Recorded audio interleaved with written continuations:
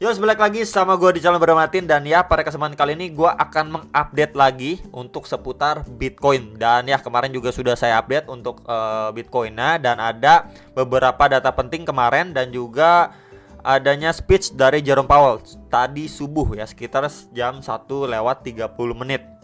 Jadi memang intinya dari speech Jerome Powell, dia masih butuh banyak data lagi yang istilahnya mendukung untuk dia lebih yakin akan menurunkan kenaikan suku bunga atau memperlambat kenaikan suku bunga.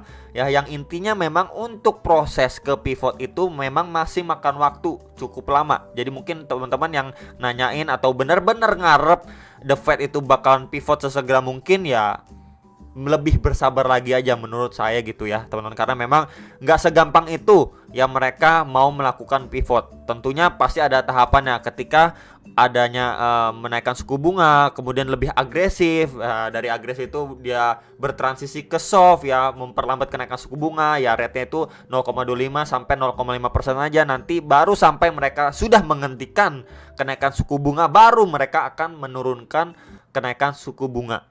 Ya, jadi memang itu butuh proses dan gak singkat teman-teman. Ya, jadi menurut saya pribadi, kalaupun memang dia akan melakukan pivot, mungkin ya sekitaran kuartal 2 tahun 2023. Dan juga perlu dilihat juga nanti ya untuk rilis data-datanya di tahun depan bagaimana gitu. Tapi so far menurut saya pribadi mungkin akan di tahun depan ya, minimal di kuartal 2 baru mereka akan melakukan pivot. Ya, jadi kalau misalkan untuk short term ini mungkin Desember, Januari dan lain sebagainya masih jauh lah teman-teman ya untuk mereka melakukan pivot. At least kita mesti sabar sampai kisaran kuartal 2 atau kuartal 3 tahun depan. Ya, mungkin itu chance lebih besar untuk mereka baru akan melakukan pivot. Ya, itu sih pandangan saya pribadi. Kalau teman-teman bagaimana bisa ditulis di kolom komentar bawah video ini. Dan ya, untuk malam ini juga pastinya ada rilis data, beberapa data yang penting ya. Jadi ini ada core PCE, kemudian ada initial jobless claim juga teman, yang mana itu juga akan berpengaruh untuk The Fed. Ya, bisa menjadi salah satu atau beberapa tolak ukur untuk dalam mereka menaikkan suku bunga nanti di bulan ini. Ya, sekarang kan udah Desember by the way ya, teman-teman, udah tanggal 1 Desember coy. Ya, dan di sini ada FOMC member juga yang speech, dan ya ini ada ISM manufacturing juga PMI. Jamnya itu jam 10, kemudian ini sekitar jam 9 ya, mulai jam 8 malam inilah teman-teman, market mungkin akan volatile. Mengingat ini beberapa rilis data penting juga ya, PCE, initial jobless claim ya teman-teman. Jadi itu yang perlu di note dan diperhatikan sama kita semua, atau mungkin teman-teman yang lagi on trade ya di altcoin ataupun di Bitcoin. Dan ya, ini akan saya bahas dulu untuk si Bitcoin secara daily time frame. Yes, jadi secara daily time frame kemarin itu closingnya itu sedikit di atas 16.400-an ini pada tanggal 29 November.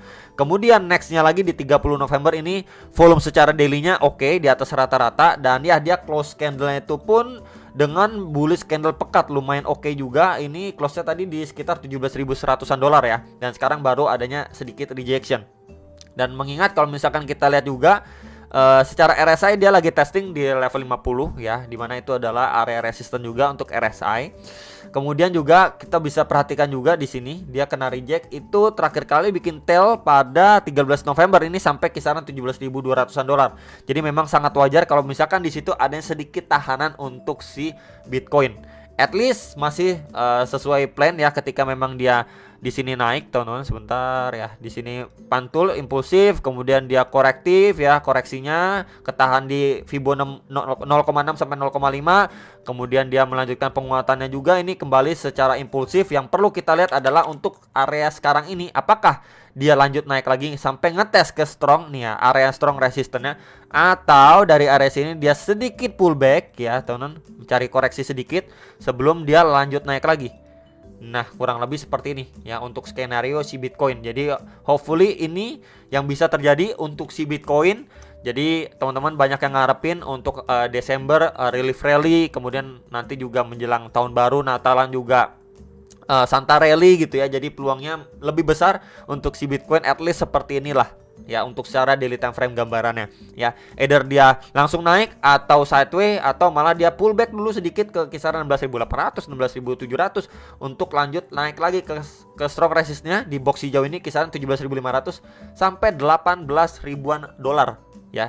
Jadi itu juga yang perlu kita perhatikan dan teman-teman juga mungkin banyak yang berharap seperti ini gitu ya. Jadi menurut teman-teman bagaimana, bisa tulis di kolom komentar bawah video pendapat teman-teman sekalian. And then ya, ini untuk si Bitcoin secara time frame 4 jam. Jadi so far kemarin ada saya update ya, di sini adanya inverse head and shoulder, kemudian dia sudah break ya, tinggal kita tunggu dia retest. And then dia kemarin retest pun ini pun dia nggak nyampe ke trendan resisten dan juga belum nyentuh di EMA 34 dan 55 nih, garis warna kuning dan biru secara time frame 4 jam.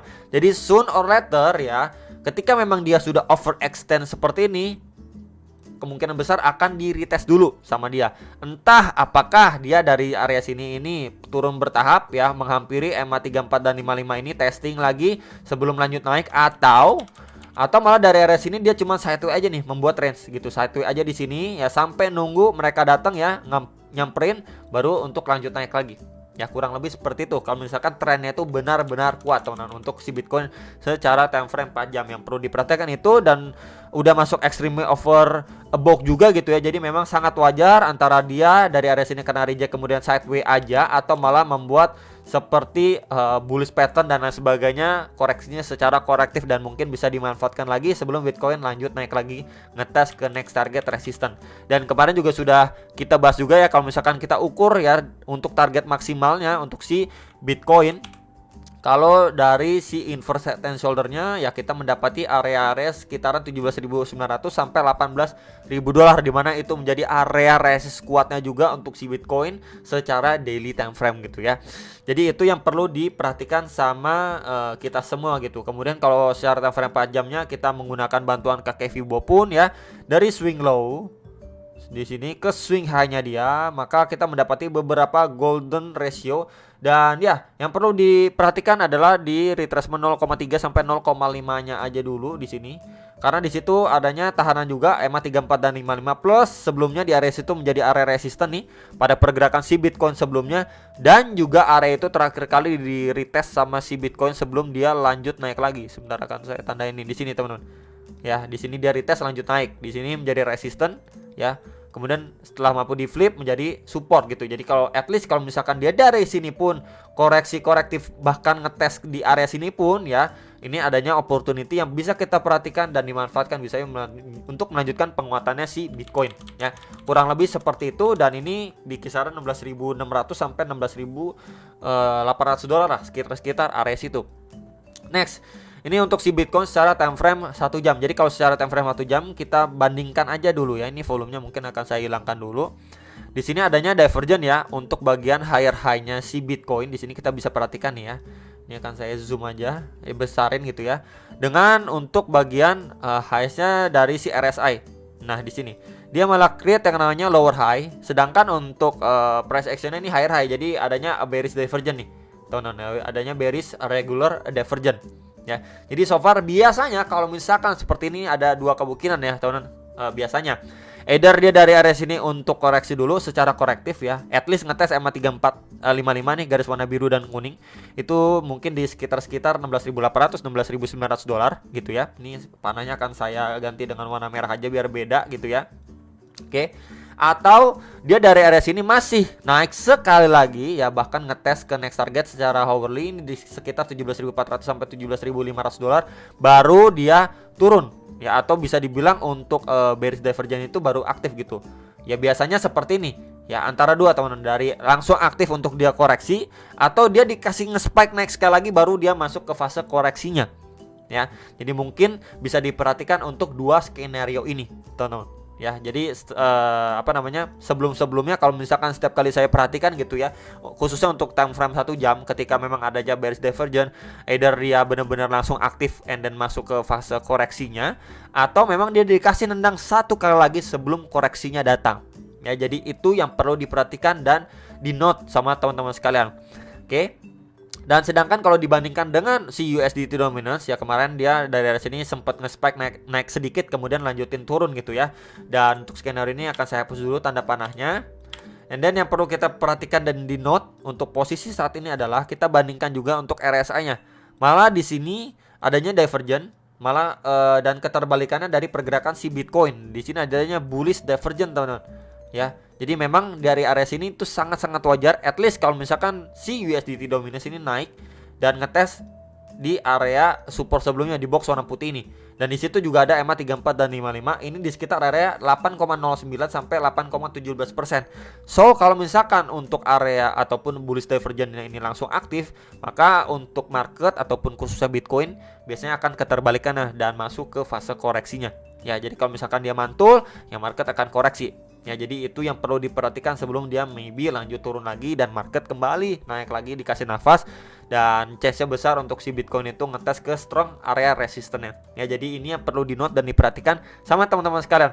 Dan sedikit ngebahas juga untuk altcoin kan naiknya itu nggak terlalu signifikan ya. Ada yang naiknya itu sedikit, ada malah yang lumayan. Cuma secara overall altcoinnya itu nggak terlalu outperform gitu ya dibandingkan si Bitcoinnya. Jadi ya lebih berhati-hati aja ketika memang nanti fase koreksinya datang. Mungkin untuk altcoinnya masih akan kembali lebih ketekan lagi dan mendapatkan diskon lagi, teman-teman ya. Jadi itu informasi yang bisa saya sampaikan untuk video Bitcoin kali ini. Semoga teman-teman bisa terbantu gitu ya. Tetap semangat mengawali awal bulan Desember sekaligus akhir ya di bulan terakhir di tahun 2022 ini ya. Semoga yang terbaik yang bisa teman-teman dan kita semua dapatkan gitu sebelum nanti kita menyambut tahun yang baru di tahun 2023. Dan sampai jumpa untuk next video. Salam profit.